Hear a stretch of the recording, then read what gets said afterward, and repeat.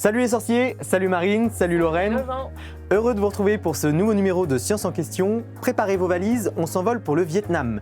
Et je vous avertis tout de suite, oubliez la visite guidée des plus beaux endroits du pays, car aujourd'hui on s'intéresse à un fléau qui touche le Vietnam, la pollution plastique de ses cours d'eau. Mais alors que trouve-t-on dans ces fleuves et ces rivières? D'où viennent les déchets plastiques et comment les chercheurs remontent-ils jusqu'à la source? Bien sûr, on s'intéressera aussi au mode de vie des habitants et à leur rapport au plastique. Une anthropologue nous aidera à y voir plus clair. C'est parti!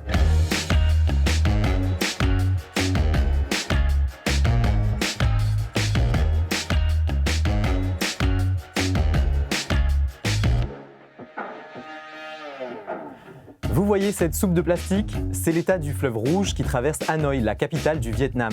Cette photo en dit long sur l'ampleur du problème qui empoisonne le pays. Alors décryptons ce qui se passe là-bas avec notre invité du jour, Émilie Strady, bonjour. Bonjour. Bienvenue sur le plateau de Science en question, on est heureux de vous recevoir. Alors vous êtes géochimiste à l'IRD, l'Institut de recherche pour le développement au laboratoire MIO, et vous avez vécu et travaillé pendant 7 ans au Vietnam. Avant d'aller plus loin, est-ce que vous pouvez nous présenter la situation géographique, où se situe le pays, sa capitale, etc. Donc, le Vietnam se situe en Asie du Sud-Est. La capitale est à Hanoï, donc, qui est située dans le nord du Vietnam. Et moi, j'étais postée à Ho Chi Minh Ville, qui est dans le sud du Vietnam et qui est traversée par le fleuve Saigon, qui est l'ancienne capitale de l'Indochine, Saigon. Très bien. Quels sont les autres fleuves ou rivières les plus connus dans le pays? Alors, il y a le delta du Mekong, qui est très proche de Ho Chi Minh Ville, qui est au sud, qui lui va traverser toute l'Asie du Sud-Est, partant de l'Himalaya. Il y a également le fleuve Rouge, qui est au nord et qui traverse Hanoï, et le fleuve Saigon, qui dépend du système Saigon-Dong Nai, et qui, lui, prend sa source dans les hauts plateaux du centre du Vietnam, et qui est le 3e plus grand système du pays. Ok. À Ho Chi Minh, après, c'est une situation peut-être un peu particulière. Enfin, c'est pas vraiment un fleuve comme on peut imaginer la Seine qui passe à Paris. C'est plein de petites rivières qui se divisent, non? Alors non, c'est un grand fleuve, Ouais. mais qui a la particularité d'être ce qu'on appelle tidal. Donc il est soumis à l'influence de la marée.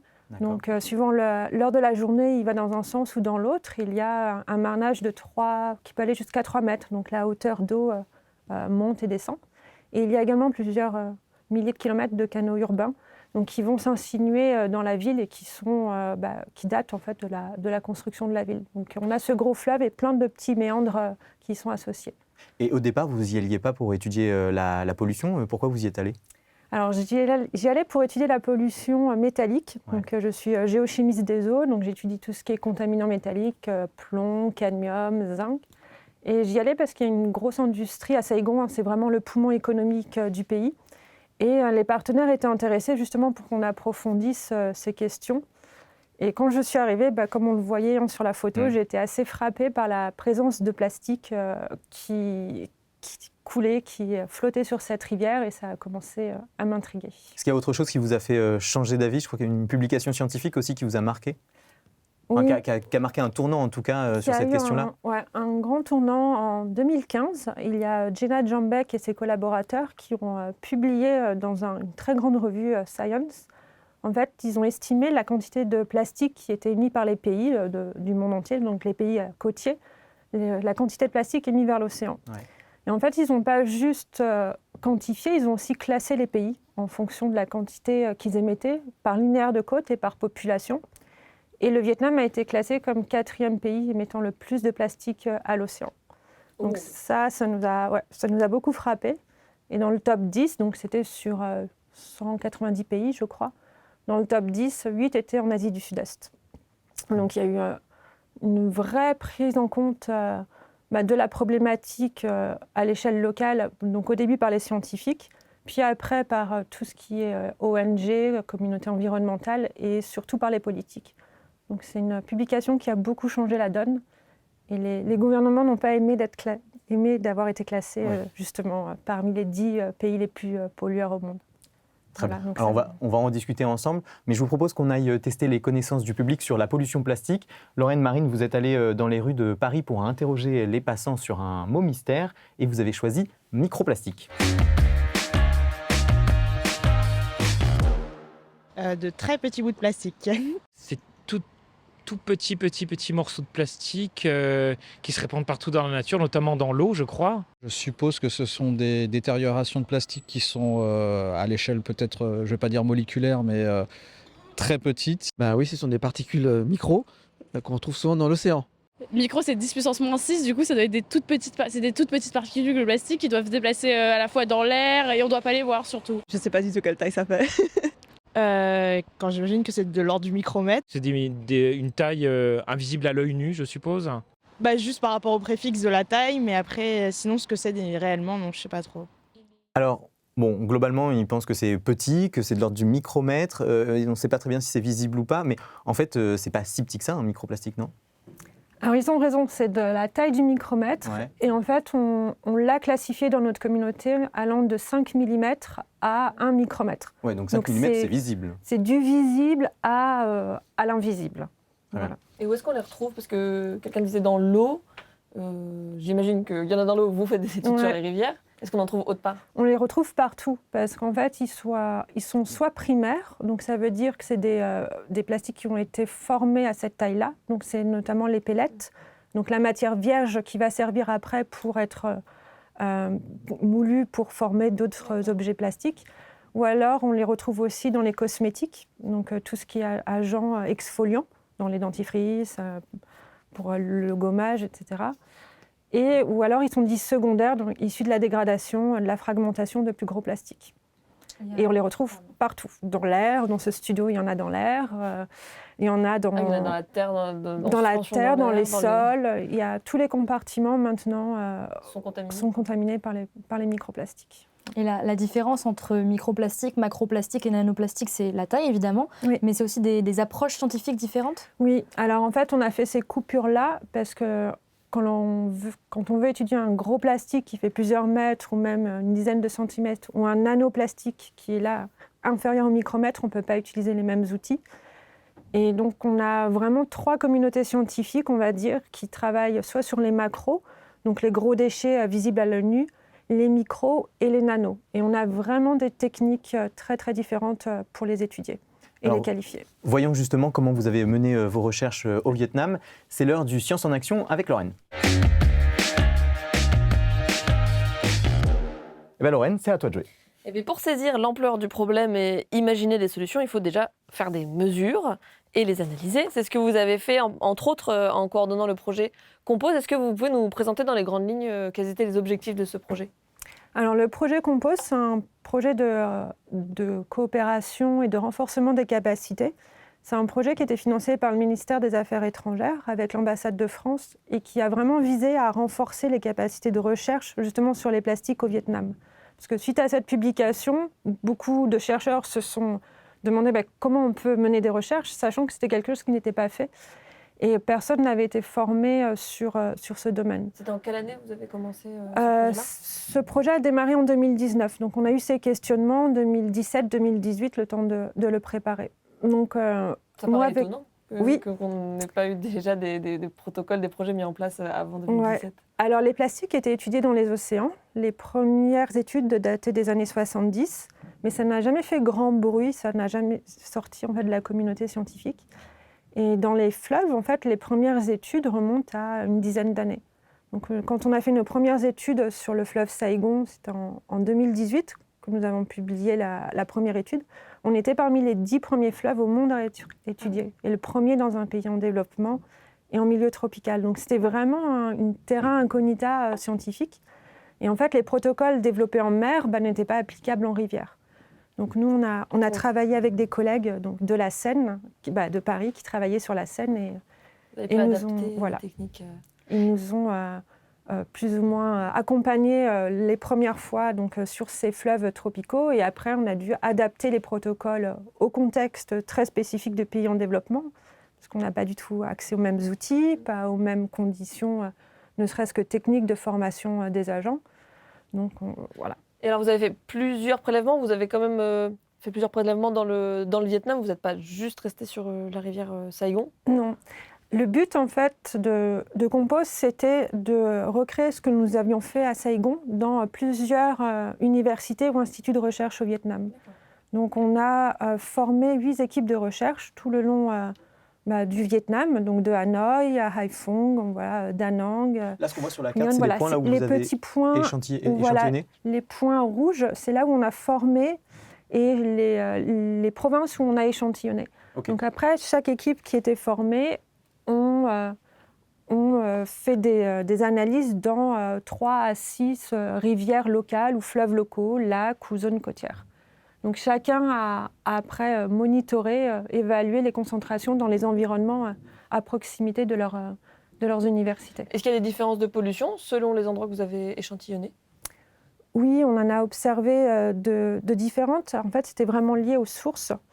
À Saigon, par exemple, c'est vraiment, comme je disais tout à l'heure, le poumon économique. Il y a beaucoup d'industries, notamment d'industries textiles. Donc beaucoup d'affaires que nous portons sont fabriquées au Vietnam, et notamment dans cette région. Et on a retrouvé énormément de fibres textiles. Donc les affaires que nous portons sont faites en polyester, et le polyester est fait à base de plastique. Donc c'est par rapport au type de pollution qui était différente, ou même en termes de quantité? Il y a des endroits qui sont... Donc du coup, en fleuve Saigon, on avait des concentrations complètement importantes, et avec ce qualificatif de retrouver beaucoup de polyester. Alors que dans d'autres villes, on avait plus des fragments qui étaient issus de la dégradation de plastique, de bouteilles ou de sacs ou de polystyrène, etc. Donc on a vraiment des contrastes géographiques très importants. Donc là, vous avez donné quelques exemples, vous avez parlé aussi des fibres textiles. Est-ce qu'on a majoritairement, parmi les macroplastiques, qu'est-ce qu'on retrouve, qu'est-ce qui vous a sauté aux yeux? Alors les macroplastiques, ça on les a étudiés qu'à Saigon. Pour des raisons techniques, on n'arrivait pas à les faire ailleurs parce qu'il faut un pont pour les observer sur la rivière. Voilà, et vous mettez au-dessus d'un pont et vous regardez ce qui passe. Voilà, c'est comme ça. Maintenant, on essaye de le faire par caméra et donc par reconnaissance d'image, mais à l'époque, on n'avait pas, nous, cette capacité-là. Et ce qu'on retrouvait beaucoup, en fait, c'était le plastique à usage unique. Donc tout ce qui va être polystyrène, barquette, verre en plastique, paille. Parce qu'au Vietnam, on a vraiment la culture de manger dans la rue, de transporter sur sa moto sa nourriture. Donc tout est super emballé. Et quand on mange, après on jette et ça finit toujours dans le cours d'eau d'à côté. Donc énormément de polystyrène.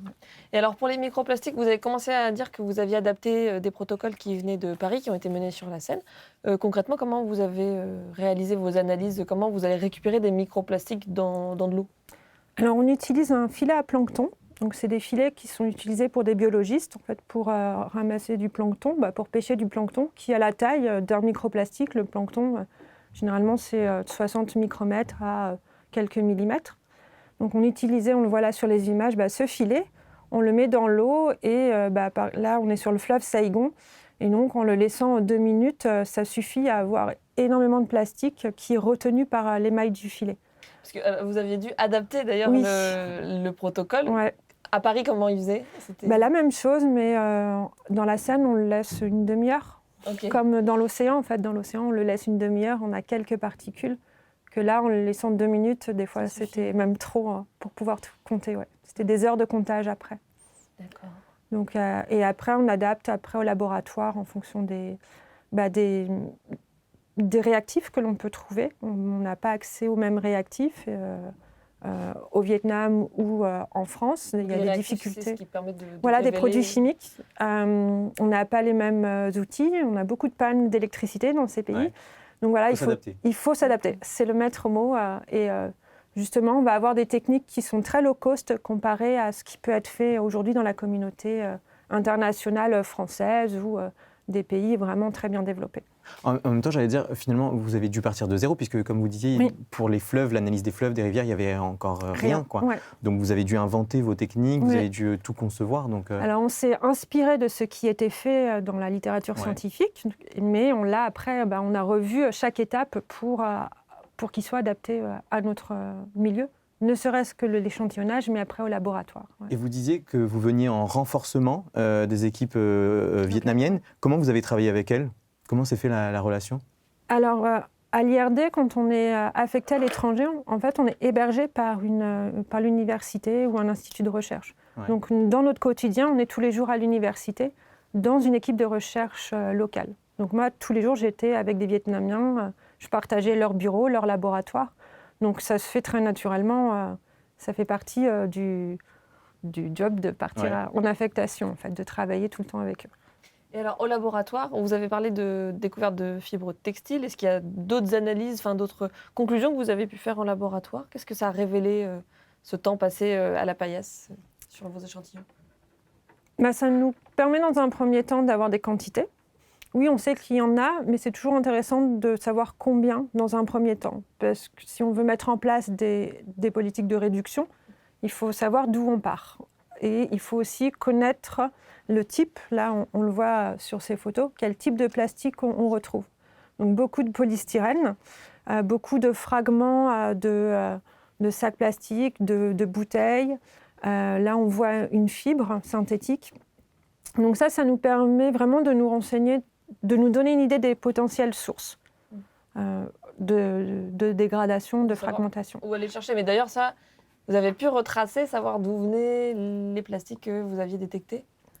Alors, retracer, c'est difficile parce qu'on ne peut pas savoir à partir de quand le plastique a été mis dans le milieu et quel chemin il a parcouru. Donc, ce qu'on peut appeler temps de résidence, le temps que passe la particule dans le milieu, dans l'eau, on n'y a pas accès en juste les reprenant et en les observant. Mais ça nous donne une idée sur les usages en fait, qui sont faits sur le bassin versant en amont de là où on prend l'échantillon. En tout cas, on ne peut pas faire une mesure en disant c'est cet industriel-là du textile qui déverse. Non, sur les microplastiques, on ne peut pas. On peut juste, comme on le disait avec les fibres polyester, mettre en lumière une filière. Par contre, sur les macroplastiques, on le peut. Et beaucoup de gens font...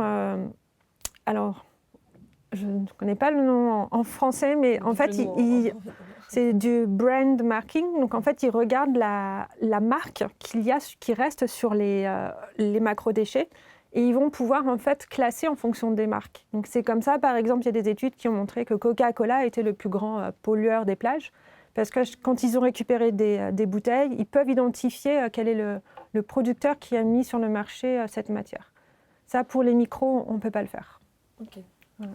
Et est-ce que vos analyses vous permettent aussi d'avoir une idée sur la durée de vie, combien de temps il reste dans les fleuves, les rivières, le temps de dégradation, un peu le cycle de vie du plastique? Ça, c'est une grande question. En fait, nous, on ne le fait pas. Et c'est encore une question à laquelle la communauté a du mal à répondre. Parce qu'en fait, la dégradation du plastique, elle est liée à son oxydation, qui est liée au rayonnement des UV. Donc, au milieu tropical, ça va beaucoup plus vite se dégrader que sous nos latitudes ici en France ou alors dans les pays nordiques où il fait nuit 6 mois dans l'année. Ça va être lié à la température aussi des eaux qui va jouer et ça va être aussi lié au processus physique, plus de l'abrasion, etc. Donc, c'est vraiment très compliqué de pouvoir connaître le temps de dégradation. Faut vraiment que ça soit lié spécifiquement à un milieu. D'accord. Et est-ce que vous avez étudié l'impact sur la faune aussi ? Alors nous, on n'avait pas dans notre équipe de toxicologues. On a étudié la présence, donc l'accumulation de ces plastiques dans des petits poissons, dans les crevettes et dans des bivalves qui sont des coquillages voilà. Qui sont vraiment très fréquemment mangés, quasiment tous les 2-3 jours par les Vietnamiens. Donc l'idée, c'était de voir s'il y avait un risque sanitaire en ingérant ces coquillages, ces crevettes, ces petits poissons, d'ingérer du plastique. Et on en a trouvé dans tous les organismes que l'on a malheureusement disséqués. Voilà. Très bien, merci Émilie. Alors cette émission, c'est aussi l'occasion de nous questionner sur notre système de collecte des déchets. On vous a donc posé la question, regardez ce que vous nous avez répondu. Alors comment on gère les déchets ménagers en France ? Je vois qu'il y a pas mal de recyclage. Oh là là, je ne suis pas très au point, mais je crois que les collectivités locales ont un rôle d'autorité organisatrice. Et j'avoue qu'après, la chaîne derrière... Il y en a une partie qui est envoyée autre part, non ? Je ne sais pas exactement où, mais... J'espère que c'est recyclé un maximum. Sinon, je sais qu'après, ça se termine souvent en incinérateur, je suppose. La part des déchets recyclés, je crois qu'à Paris notamment, on n'est pas très bon là-dessus. Et en France, je ne sais pas. 20%. J'aurais dit pas grand-chose, hein. un quart, un cinquième, un quart, j'aurais dit 25%. J'aimerais bien que ça soit plus de 50%, mais j'en doute en fait. Ceux qui ne sont pas recyclés, on les brûle. Je suppose qu'ils sont dans des décharges et qu'on peut rien en faire. Je sais pas, c'est enterré, brûlé, Recycler, incinérer, enterrer, brûler, envoyer ailleurs. Est-ce que Ouais. vous pouvez nous donner finalement une vision globale de comment s'organise la filière de collecte et de tri des déchets après chez nous en France? Donc il y a le mot tri justement qui est très important et qui n'a pas été mentionné par les gens qui ont été interviewés. En fait, les déchets, c'est très vaste et il y a plusieurs types de déchets. Certains peuvent être recyclés ou pas. Donc déjà, il y a cette étape de tri. Et après, il y a cette étape de est-ce qu'ils rentrent ou pas dans ce qu'on appelle une économie circulaire, donc qui va être de la réutilisation, recyclage, ou s'ils ne sont pas recyclés, mis au rebut, donc en décharge ou bien incinérés. Donc ça va vraiment dépendre de la nature du déchet. Plastique, papier, donc c'est pour ça qu'on a plein de poubelles différentes. Ou alors les déchets, l'organique qui, lui, ne peut pas être recyclé, Réutilisé, voilà, ouais. réutilisé. Et donc en France, en fait, on a ce qu'on appelle la responsabilité élargie du producteur. Donc c'est un outil qui existe depuis les années 70 et qui a été mis en œuvre dans les années 90, justement pour les emballages ménagers. Et en fait, c'est un outil qui va permettre de rendre circulaires les déchets. Ça veut dire que les producteurs qui mettent la matière sur le marché sont responsables de tout le cycle de vie du déchet, de son éco-conception jusqu'à sa fin de vie, qui va être le recyclage ou l'incinération. Responsable dans quel sens? Ça veut dire qu'ils Ils mettent des sous ou voilà, ils Voilà. mettent de l'argent ou ils doivent organiser la collecte? Eh bien, c'est à leur choix. Donc ça, c'est une règle, un outil qu'on observe dans beaucoup de pays. Et après, chaque pays va mettre en œuvre sa façon de fonctionner. Ok. Donc soit les producteurs peuvent le faire eux-mêmes, ça veut dire que c'est eux qui gèrent en fait toute la chaîne sur le marché, ou alors ils peuvent passer par un éco-organisme qui va être lui responsable. Et dans ces cas-là, ils vont donner c'est financier, ils vont payer cet éco-organisme qui lui va collecter les déchets ménagers. Donc c'est le cas, par exemple pour les plastiques en France, ça va être Citeo qui va partout en France collecter les plastiques. Donc nous inciter par des campagnes de tri à bien trier. Eux vont les collecter et vont assurer leur tri plus fin dans les usines et après leur recyclage ou incinération ou autre. Voilà. Il n'y a pas un dispositif similaire au Vietnam, par exemple? Oui, alors c'est un dispositif qui existe en France pour une vingtaine de produits, pour les pneus, les batteries, etc. Et en Asie du Sud-Est et au Vietnam, c'est quelque chose qui est très nouveau. Donc la responsabilité élargie du producteur au Vietnam a été promue en 2022. Et nous, avec nos équipes, on a travaillé justement à les travaux amont, justement comment le définir au Vietnam, quelle modalité choisir en fonction de la gestion que l'on observait dans le pays. Parce que c'est une gestion des déchets qui est très particulière. Avant ça, j'imagine qu'il y avait quand même un système de collecte. Pourquoi est-ce qu'on arrive à de telles situations comparativement à nos fleuves à nous qu'on maintient propre entre guillemets? Alors la gestion des déchets au Vietnam, elle est très différente. Elle est à la fois publique, privée et informelle. Et surtout, la notion du déchet, le déchet est une ressource, est vu comme une ressource. Quand vous habitez au Vietnam, quand vous avez chez vous des canettes, du papier ou du plastique, en fait, il y a des collecteurs qui viennent chez vous racheter vos déchets. Donc, on a vraiment cette idée de valeur. Et en fait, les déchets qui ont le plus de potentiel de recyclabilité vont vous être rachetés et vont aller dans une filière de recyclage, mais qui n'est pas formelle, on va dire. C'est un système vraiment mi-officiel, officieux, de formalité assez vague. Mais il peut potentiellement être recyclé. Et le reste, du coup, n'est pas pris en charge? Alors ça, c'est quelque chose qui est parallèle, en plus de la collecte des déchets ménagers. Et après, chaque municipalité va mettre en place sa collecte des déchets. Et ça peut être très complexe. Nous, à Ho Chi Minh Ville, on a étudié ça. Donc, c'est une ville de 10 millions d'habitants à peu près. Et quand on l'a étudié, il y avait plus de 20 compagnies publiques, donc 20 acteurs publics pour gérer les déchets. Il y avait 180 compagnies privées. Ah oui. Voilà, donc c'est pas comme en France où on a un acteur pour toute une métropole. Là-bas, c'était... Donc on avait ça, plus 1500 collecteurs informels. Donc on comprend que c'est chaotique. et que voilà, il y a des fuites à un moment donné, et c'est surtout des secteurs qui se croisent. Donc c'est pas perméable. On va avoir du public qui va après échanger avec l'informel, avec le privé, etc. Donc ça mène à des fuites vers l'environnement. Ouais. Et est-ce que c'est vrai qu'en France, on se débarrasse aussi beaucoup de nos déchets dans d'autres pays, peut-être comme le Vietnam? Alors, débarrasser. C'est cette image-là, un peu, on fait partir des containers. En fait, là, c'est la filière du recyclage.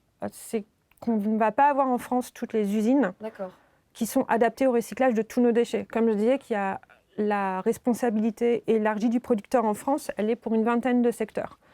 Et toutes les usines ne sont pas en France ou en Europe.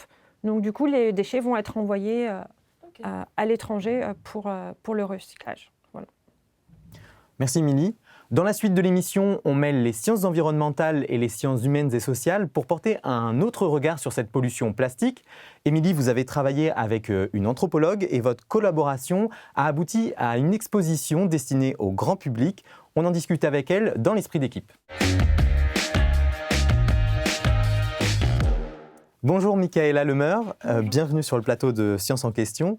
Alors comme je le disais juste avant, donc vous êtes anthropologue diplômée de l'Université libre de Bruxelles et vous êtes allée au Vietnam dans le cadre de votre thèse, c'est exact? Oui, c'est ça, exactement. Et c'était une thèse qui portait sur quoi exactement? Alors au départ sur la gestion des déchets dans des petites villes vietnamiennes et puis progressivement les plastiques sont arrivés et donc ma thèse traite plutôt de la question plastique directement. Alors vous avez collaboré ensemble pour finalement construire une exposition dont le titre est « Matière plastique des vies sauvages ». C'est assez étonnant d'avoir les mots « vie sauvage » quand on parle du plastique. À quoi ça fait référence? Alors l'idée de vie sauvage, c'est de décrire des vies sociales et aussi environnementales, puisqu'on a mêlé les différents champs disciplinaires, pour avoir en général ce parcours des matières plastiques à la fois dans le quotidien des gens et dans l'environnement. Et puis vie sauvage, c'est un peu l'idée de retour à l'état sauvage de matières qui en fait sont issues du processus de domestication de la nature, on pourrait dire, puisque c'est l'extraction des hydrocarbures qui permet la production de plastique. Donc il y a une domestication et en même temps il y a une perte de contrôle et de retour à l'état sauvage. Donc c'est un peu une manière de raconter ces parcours-là. Et alors, qu'est-ce que vous racontez concrètement dans cette exposition? Alors, l'exposition, elle contient une vingtaine de panneaux et on essaye un peu de partir à la fois du quotidien, de l'ordinaire, des matières vraiment ordinaires du Vietnam contemporain et de replacer ça dans le cadre à la fois d'évolution historique, d'arrivée de la consommation, de la production et de la consommation de masse, mais aussi de l'industrialisation. Moi, j'ai aussi enquêté sur des usines de production de plastique, d'emballage plastique en particulier, de recyclage. Et puis, on traite aussi toute la question de la gestion des déchets et de l'arrivée des déchets dans l'environnement, avec toute la question de la pollution, avec Émilie. Et puis, on a amené une petite touche artistique aussi sur notre rapport au plastique à la fin de l'exposition avec un artiste vietnamien qui s'appelle Chan Trong Vu. Alors dans l'exposition, on découvre qu'avant les années 80, les sacs plastiques étaient très rares au Vietnam, donc j'imagine que les matières plastiques en général aussi. Comment c'est arrivé finalement? Comment est arrivé le plastique au Vietnam? Alors le plastique, peut-être simplement rappeler que c'est une matière qui a été d'une certaine manière découverte, en tout cas au début du XXe siècle, en 1907, avec la bakélite, qui est le premier plastique, qui a eu des développements industriels. Et en fait, le Vietnam, si on regarde depuis le Vietnam l'arrivée des plastiques, on a aussi l'histoire de la mondialisation qui se révèle dans l'histoire des matières plastiques. Et si, entre les deux guerres, il y avait un peu la massification progressive des matières plastiques dans les pays développés, au Vietnam, c'est plutôt avec la guerre dite du Vietnam, en fait, qu'on appelle plutôt la guerre américaine au Vietnam, qu'on a déjà un afflux de matières, parce qu'en fait, la guerre est un moteur de mondialisation et d'arrivée de produits manufacturés venus notamment des États-Unis pour ravitailler les GIs, etc. Et disons que la dernière vague d'arrivée massive est plutôt de passage d'une production exogène à une production endogène, parce qu'en fait le Vietnamien est devenu un grand producteur d'emballage plastique en particulier. C'est à partir du tournant des années 90, l'ouverture du Vietnam au commerce mondialisé, après la chute du mur, l'effondrement du bloc soviétique, etc. Et donc là, dans les années 2000, en fait, c'est vraiment le plastique made in Vietnam aussi. Donc le plastique est vraiment produit aussi localement. Donc ça a complètement transformé les modes de vie, le rapport au plastique, à la manière de consommer aussi. Oui, complètement. Et le plastique, c'est une histoire de substitution matérielle. Au départ, les plastiques sont venus remplacer des gommes naturelles, les caoutchoucs, etc.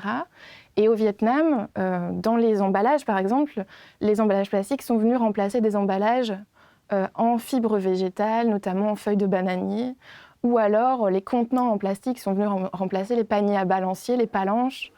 On voit là par exemple à l'image, on utilise des grandes feuilles finalement pour emballer. C'est ce qui se faisait traditionnellement, c'est ça? Pour la nourriture, Ouais. par exemple, effectivement, là c'est ça, c'est la production,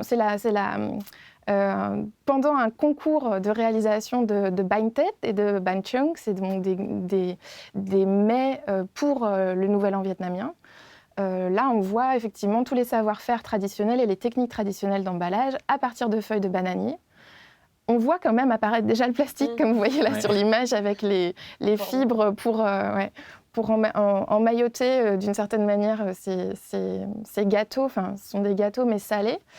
Et puis la passoire aussi, qui est un élément plastique du quotidien. Donc il y a quand même une substitution matérielle. Et ça, c'est vraiment important de comprendre que le plastique est venu remplacer d'autres choses et en même temps reconfigurer des usages.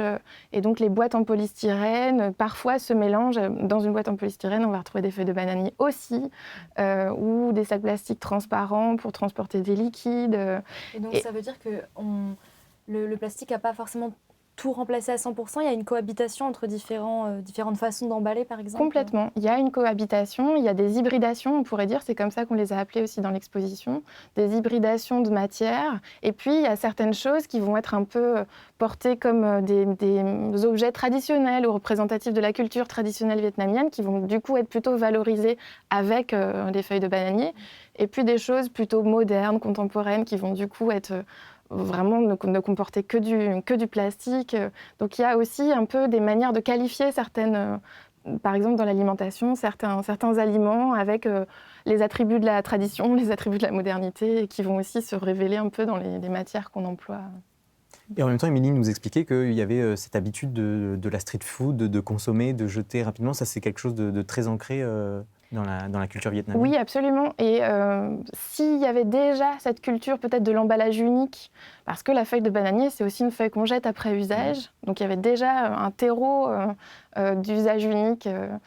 Là, avec la substitution, on se retrouve face à un défi social et environnemental, parce qu'effectivement, l'usage unique qui s'est énormément développé se fait avec des matières qui, elles, si elles retournent à l'état sauvage, n'ont pas le même destin qu'une feuille de bananier dans un canal, quoi.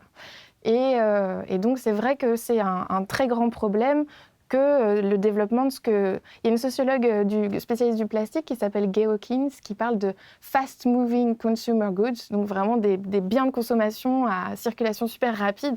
Et c'est vrai que c'est un peu effarant parfois quand on voit la production d'un petit sachet plastique et la durée de son usage. Et son rejet direct dans l'environnement, c'est assez inquiétant. Donc, et on est vraiment complètement là-dedans. Et alors particulièrement au Vietnam, puisque là-bas l'industrie vraiment du plastique est très développée. Le gouvernement offre même des subventions, je crois. Et puis il y a aussi des salons internationaux du plastique et du caoutchouc. Donc j'imagine que dans cette mouvance, enfin dans cette industrie très installée et florissante, c'est difficile de faire machine arrière et de complètement revoir sa façon de fonctionner, de consommer. Oui, complètement. Le Vietnam est aussi, avec cette ouverture à la mondialisation, au commerce international à partir des années 80, il y a un désir de consommation aussi dans un pays qui a été marqué par des pénuries très fortes et un embargo américain qui s'est arrêté qu'au début des années 90.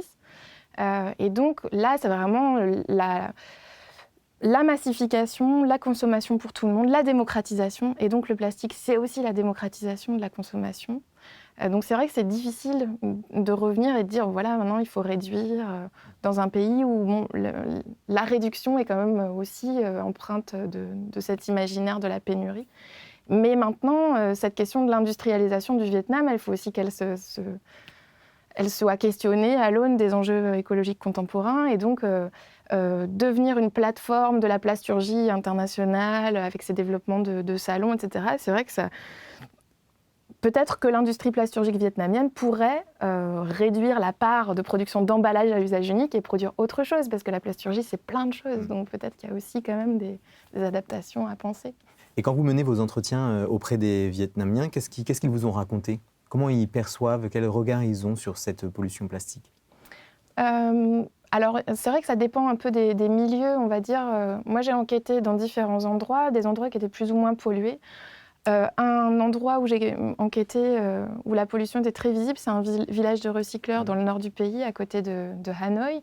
Et dans cet endroit-là, les habitants avec qui j'ai échangé décrivent très très bien en fait, la pollution des cours d'eau, par exemple. Et donc les riverains des cours d'eau, c'est les premiers à être capables de décrire l'évolution du cours d'eau et la dégradation de leur cours d'eau. Certains avec plus ou moins d'acuité, peut-être qu'ils n'ont pas tous la même fibre, la même sensibilité, mais les personnes voient aussi la dégradation de leur environnement immédiat et s'en inquiètent. Hein. Et donc, il y a aussi un terreau potentiel pour développer une pensée écologique un peu plus structurée, qui existe déjà en fait chez certaines personnes, qui se désolent de voir qu'on ne peut plus se baigner dans les rivières, que l'eau est dégradée, que les enfants n'y jouent plus parce qu'il y a une inquiétude sur la contamination. Donc, il y a quand même des vraies inquiétudes qui sont partagées par des habitants dans ce pays aussi. Hein. Mais en même temps, on l'a vu avec Émilie, il y a une véritable économie du recyclage. Donc, est-ce que certains vous expliquent que pour eux, c'est un moyen de subsistance, un moyen de gagner leur vie, tout simplement, et donc, du coup, ils ne peuvent pas faire autrement que de consommer, de participer un petit peu à ça? Alors l'économie du recyclage vietnamienne, elle est très très inégalitaire. Ouais. C'est un secteur où il y a une stratification énorme entre, on voit ces femmes qui en fait sont des femmes qui souvent se décrivent comme paysannes au départ et qui participent à cette collecte en porte-à-porte et parfois sur des décharges aussi, hein, éventrent des sacs plastiques sur des décharges, et qui est une économie de subsistance vraiment, qui parfois se structure un peu plus en étant employés de petites entreprises locales de recyclage, etc. Mais où les ouvrières ou les ouvriers sont des employés intérimaires, donc ils ont aussi des petits salaires journaliers. Et donc on est vraiment dans une économie de subsistance. Et moi, les personnes que j'ai rencontrées, les travailleurs et les travailleuses que j'ai rencontrés en général, ils ne sont pas contents du métier qu'ils font. Ils ont vraiment aussi cette envie d'en sortir. Et puis, il y a aussi tout un volet d'entrepreneurs du plastique qui se sont extraits de la misère et ont gagné. Donc, il y a aussi des gens qui, pour eux, c'est un peu l'Eldorado du recyclage. Donc, il y a aussi des réussites sociales, des destins un peu victorieux. Voilà. Mais voilà, c'est quand même ça qu'il faut retenir, c'est cette inégalité. Et il y a des personnes qui ne s'en sortent pas tellement, en fait, qui complètent des maigres revenus agricoles. Et est-ce qu'on pourrait s'inspirer de ce qui est fait là-bas en termes de recyclage, mais en France, quoi? C'est délicat, en fait. Quand on travaille avec les recycleurs, donc on a soit les recycleurs informels, comme on l'a vu là sur les vidéos, où on voit que c'est fait dans des garages, dans des conditions qui sont complètement insalubres, déjà pour la santé des employés, pour l'environnement, il n'y a aucune règle. Et c'est des plastiques qui vont sortir qui ne sont pas normés. Et il y a aussi toute la société du recyclage qui, elle, est normée, donc c'est des grands groupes internationaux et qui doivent mettre sur le marché des matières qui sont de bonne qualité pour des usages alimentaires, pour des usages quotidiens, etc. Et ce qu'on voit, en fait, le problème, en fait, pour ces recycleurs qui doivent avoir des plastiques de bonne qualité, ils n'ont pas assez de ressources, en fait. Ils ont du mal à trouver des plastiques qui soient de bonne qualité au Vietnam. Donc, sur ce volet-là, on ne peut pas s'en inspirer parce qu'en fait, on est confronté à deux systèmes qui, soit celui qui est le mieux environnementalement et pour les employés a du mal à subsister, vraiment. Et celui qui fonctionne est totalement un désastre écologique et environnemental et puis pour les populations. Donc non, pas trop. On peut s'inspirer de la collecte et à la limite, le fait que le tri est bien fait parce qu'on nous rachète nos déchets et parce que déchets égale ressources.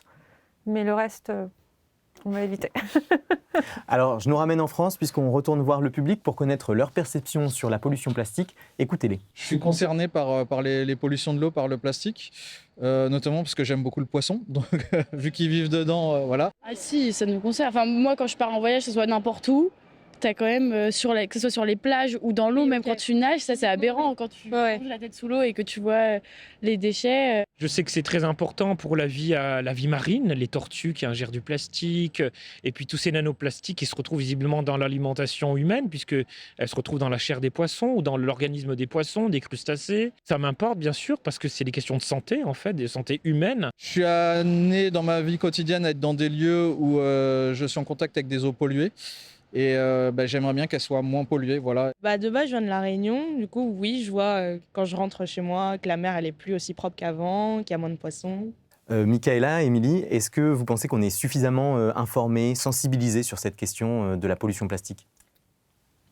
C'est une question qui est de plus en plus, qu'on retrouve dans les médias. On voit les gens, c'est une préoccupation qui est de plus en plus quotidienne.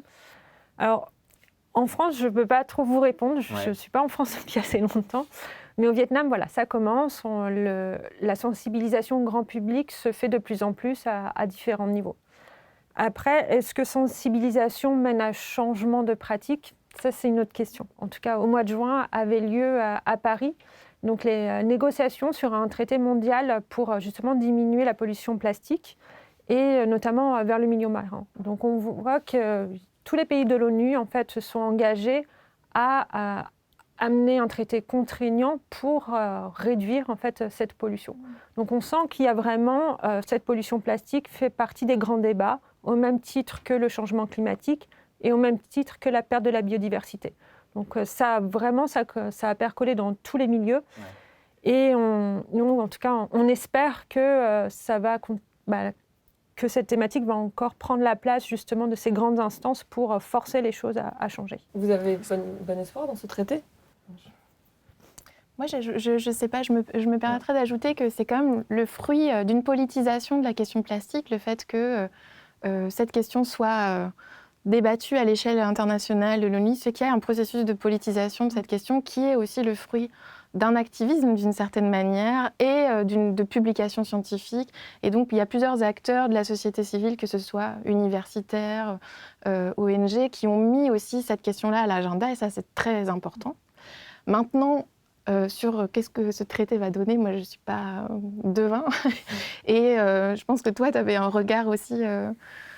En fait, je n'ai pas envie de me positionner en tant qu'espoir. Je reste dans ma casquette de scientifique là-dessus. Et non, l'idée, c'est qu'on va continuer à apporter des preuves de plusieurs endroits du monde et surtout montrer que c'est... on le voit, rien qu'en présentant le Vietnam et la France, on a des contrastes très importants. Et je travaille maintenant dans d'autres endroits du globe, plus vers l'Afrique, et on observe encore des choses complètement différentes. Donc on voit qu'il y a des particularités très fortes et on est très loin d'avoir compris comment ça fonctionne. Donc vraiment, il y a plein de mécanismes à aller découvrir pour apporter des solutions. Voilà. Mais en tout cas, ce traité, ça sera la base, on espère. Alors, travailler dans un pays étranger, c'est une aventure enrichissante d'un point de vue professionnel, mais aussi personnel. Émilie et Michaela vont nous partager leur expérience dans la séquence En coulisses. Alors Marine, qu'est-ce que tu as appris sur nos deux invités ? Alors Émilie, vous avez passé 7 ans au Vietnam, mais c'est loin d'être votre premier voyage, si je puis dire. Pendant vos études, vous avez fait un Erasmus au Royaume-Uni, vous avez aussi fait un stage en Allemagne, vous avez travaillé en Corée du Sud, et là, vous montez un projet à Mayotte. Vous en profitez pour visiter ou c'est purement professionnel ? Alors quand j'étais étudiante, je visitais. Au Vietnam, j'y ai vécu, donc oui, j'ai fait du tourisme, bien entendu. Mais maintenant, quand je me déplace, ça reste professionnel. Voilà, j'ai des enfants, donc ils n'aiment pas trop que je parte trop longtemps. Et puis, je vois plus de pays en travaillant justement avec les partenaires, en allant sur le terrain, en découvrant leur vie en fait, de tous les jours, même à l'université qu'en faisant du tourisme. Donc, j'ai trouvé mon compte dans mes déplacements professionnels. Et si on revient sur le Vietnam plus précisément, maintenant on peut dire que c'est un peu votre deuxième maison, mais j'imagine qu'au début il a fallu vous adapter, donc rien qu'au niveau des déplacements, c'était moto et pirogue là-bas, c'est ça ? Oui, donc au Vietnam on ne se déplace pas en voiture, on marche même très peu parce qu'il fait très chaud, ou quand il y a la mousson, il pleut. Donc même les trottoirs ne sont pas utilisés pour marcher, ils ont d'autres fonctions. Donc on était tout le temps en moto et c'est très drôle, j'ai 2 enfants. Donc ils ont été élevés à être sur la moto, donc on en était à 4 sur on dit moto mais c'est des scooters, hein, voilà. Donc on adore être à 4, tous serrés comme des sandwichs sur la moto, ou quand il y a des inondations, apprendre à rouler dans l'eau et être dans des bouchons de moto très régulièrement. On est complètement arrêté, donc comme le périph' parisien, mais sauf que c'est une rue et tout le monde est à moto et personne n'avance pendant de très très très longues minutes. Voilà. Donc c'était une expérience super. Par curiosité, ils servent à quoi les trottoirs alors si c'est pas pour... Alors il y a justement des très belles études de sociologues là-dessus. Au tout début de la journée, ils servent à faire l'exercice du matin, la gym, ils servent à jouer. Ils servent après à mettre les tables pour manger. Donc on mange sur des toutes petites chaises et tables que l'on installe sur le trottoir. Après, ils servent à garer les motos. Après, à rejouer pour les enfants et le soir, à remanger. Et voilà. En tout cas, marcher sur un trottoir, une poussette, on oublie. Voilà. Et est-ce que ça vous a posé des problèmes d'un point de vue logistique de vous déplacer comme ça, en pirogue, à moto à la fois d'un point de vue personnel, mais aussi professionnel, pour aller faire vos collectes d'échantillons, etc. Alors, professionnellement, c'est une contrainte très importante, en fait. Alors, pirogue, petit bateau en bois. En fait, quand j'expliquais tout à l'heure qu'on doit mettre en place un échantillonnage adapté, en fait, quand on voit la littérature, tout le monde a des super filets qu'on appelle manta, inspirés des raies, en fait, qui sont très grands, très lourds à porter. Il faut avoir un treuil, un bateau avec un treuil, tout ça. Nous, on se déplaçait en moto. Donc, en fait, on allait échantillonner en moto et on ramenait nos échantillons d'eau sur la moto. Donc, on ne peut pas avoir tous ces grands filets, toutes ces grandes bouteilles, etc. Donc, il faut vraiment qu'on ait un matériel adapté à ce transport en moto. Et pareil, on le voyait à l'image, les petites pirogues ou les bateaux en bois, il n'y a pas de treuil où on peut tirer le filet, donc il faut qu'on le fasse à la main. Donc voilà, il faut trouver des bateaux qui soient assez bas, des filets pas trop gros parce que c'est à la force de nos petits biceps. Donc voilà, c'est toute une adaptation qui n'est pas évidente et qui est peu reconnue par la communauté scientifique qui nous critique tout le temps. Pourquoi n'avez-vous pas utilisé ce super système ? On est obligé de leur dire en off, on se déplace en moto dans ce pays. En parlant de terrain, Michaela, vous avez choisi le métier d'anthropologue, en partie parce que vous aimez l'enquête sur le terrain. Alors comment ça se passe concrètement quand vous arrivez, par exemple, au Vietnam ? Est-ce que vous avez déjà fait du repérage avant ? Par quoi vous commencez ? Alors, on passe beaucoup de temps à tourner autour de son objet de recherche avant de vraiment entrer quand on mène des enquêtes de terrain. Moi, il s'avère que j'ai beaucoup marché au Vietnam. Par détermination, même si effectivement les conditions étaient assez hostiles sur les trottoirs ou sur les bas-côtés de route qui n'ont pas de trottoir. Mais c'était une de mes techniques d'enquête. Et donc avant de vraiment réussir à construire un peu un terrain avec des rencontres, des entretiens planifiés avec des interlocuteurs que j'avais identifiés, ce qui est un peu quand même ce qu'on recherche. En fait, j'ai passé beaucoup de temps à être dans l'exploration, beaucoup par la marche, même si j'ai aussi emprunté les différents modes de transport dont Émilie a parlé. Et puis c'est aussi en étant hébergée chez des gens, en fait, que me suis acculturée à la manière de vivre à la vietnamienne, dans des petites villes, et donc en étant aussi au quotidien et progressivement en nouant des relations avec ces personnes. Justement, pour étudier les vies sociales du plastique au Vietnam, vous vous êtes intéressé aux habitudes quotidiennes des locaux. Ça veut dire que vous êtes allé dans l'intimité des gens pour comprendre leurs habitudes. Est-ce que c'est difficile de créer un lien de confiance avec des inconnus ? Comment ça se passe ? C'est pas vraiment difficile. Alors c'est vrai que moi j'ai eu beaucoup de chance et d'aide parce que faut vraiment aussi parler de toutes les personnes avec qui on travaille. Et moi, en tant qu'anthropologue, j'ai travaillé avec des interprètes qui étaient souvent des jeunes femmes un petit peu plus jeunes que moi, mais on était de la même génération, qui m'ont accompagnée sur le terrain parce que même si j'ai appris le vietnamien, y compris à l'INALCO, en fait, c'est une langue qui est difficile et que je ne maîtrisais pas vraiment suffisamment pour mener des entretiens compliqués avec des industriels du recyclage, par exemple. Et donc, dans les familles, on s'est retrouvés à 2 souvent, et donc c'était aussi via ces jeunes femmes que j'ai appris plein de choses, et puis en étant hébergée, et juste en passant une journée ordinaire d'une petite ville vietnamienne, avec des femmes, souvent, J'ai aussi pu documenter un peu ces espaces domestiques, comment est-ce qu'on nettoie, quels sont les objets qu'on utilise, où est-ce qu'on jette les poubelles, comment ça se passe. Enfin, des petites choses ordinaires pour partir de l'intime et après poser des questions un peu plus globales sur la circulation des matières. Et pour finir la séquence, est-ce que vous voulez nous dire une petite phrase en vietnamien Je vous prends un peu au dépourvu comme ça. Alors moi, je pense à une phrase que je dis parfois quand je fais une intervention, parce que c'est un des grands scandales sanitaires qui a eu lieu au Vietnam en 2016 quand j'étais sur le terrain. Il y a eu une grande pollution d'une rivière par une usine sidérurgique et des marées de poissons morts qui se sont retrouvés sur les côtes vietnamiennes. Et un des slogans, c'était « Các nước sạch, dân cần minh bạch ». Ça veut dire, si j'ai bien prononcé, en tout cas, je connais bien le sens, mais la prononciation, j'ai toujours une inquiétude. C'est les poissons ont besoin d'eau claire, le peuple a besoin de transparence. Et ça, c'était un slogan que je trouve vraiment assez intéressant. On a entendu parler des poissons aussi touchés par des microplastiques. Au Vietnam, le rapport à l'alimentation venue de la mer est hyper fort. Et donc, ce parallèle entre politique et mer et poisson, je le trouve assez fort. Plus poétique aussi un peu. Oui. Merci à toutes les deux. Alors, avant de se quitter, on va essayer on va découvrir vos coups de cœur. Alors, Marine, le coup de cœur de nos invités, en fait, ce sont des talents cachés. Oui, Émilie, un de vos loisirs, c'est l'équitation. Vous en faites avec vos enfants et vous avez aussi donné des cours au Vietnam. Alors, comment ça s'est passé? Est-ce qu'il y avait déjà un club là-bas en place ou est-ce que vous avez monté quelque chose? Oui, alors il y a 2 centres équestres au Vietnam, un à Hanoï et un à Saigon, dans tout le pays, et qui a été fondé par la même personne, donc un Français, il y a plus de 15 ans, 20 ans maintenant, un passionné. Et lors d'une sortie scolaire, mon fils avait été invité, et moi c'est ma passion depuis que j'étais enfant et que j'avais arrêté. Et voilà, donc en remettant les pieds dans l'écurie, j'ai recommencé à faire des papouilles, à devenir bénévole pour faire les soins, à aider les petits à faire des baptêmes poney.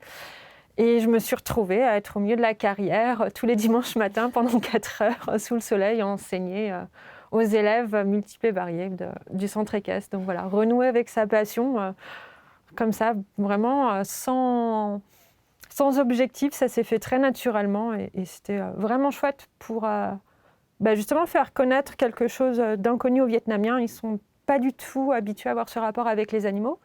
Les chevaux, il y en a, mais ce n'est pas un animal qu'ils appréhendent. Pour eux, c'est un peu un animal sauvage encore. Donc c'était vraiment intéressant de leur permettre de rencontrer cet animal et ce sport. Vous, Michaela, vous faites partie d'une chorale à Marseille qui reprend des musiques de l'île de la Réunion et notamment d'un genre qui s'appelle le maloya. Comment vous avez découvert ce genre ? Alors j'ai découvert ce genre en voyageant dans l'océan Indien, où j'ai eu la chance de voyager à la Réunion et à Mayotte. Et à Marseille, il s'avère que dans la rue où j'habite, il y a la Maison du Chant, qui est une institution formidable, où s'est montée une chorale maloya. Donc c'est très facile pour moi d'aller chanter là-bas. C'est un chœur qui est assez féminisé, même s'il y a aussi des hommes. On est beaucoup des femmes qui viennent de plein d'horizons différents et ce sont des chants qui sont vraiment qui transportent. On chante assez fort, en chœur, ça résonne. Il y a le roulaire, qui est un tambour qui vraiment fait vibrer. Et c'est des moments très de communion assez intenses et physiquement qui font vraiment beaucoup de bien. Dans votre travail, vous faites des tournées à l'étranger un peu ? Pour la chorale, pour l'instant, des petites tournées marseillaises. Mais il y a un projet de voyage à La Réunion pour aller chanter et faire des résidences avec des artistes là-bas. Et j'avoue que je trouverais ça super de pouvoir y participer.